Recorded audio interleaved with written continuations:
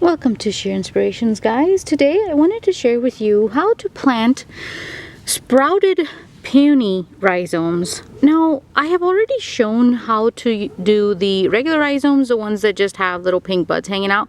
But if you do happen to find these that are already that's already got this going on, then the process is about the same. However, you just need to make sure that it's very shallow.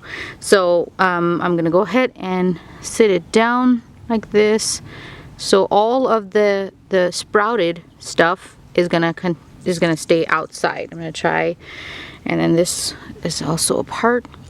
It's gonna go right here and just barely cover it.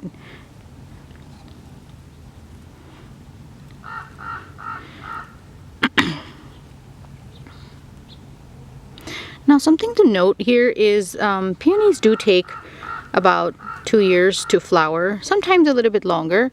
However, just be patient.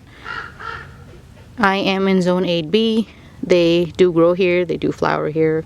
So that was the video, guys. I hope you enjoyed. I hope it added some value into your gardening, cut flower gardening. I will see you in the next one. Thank you. Bye.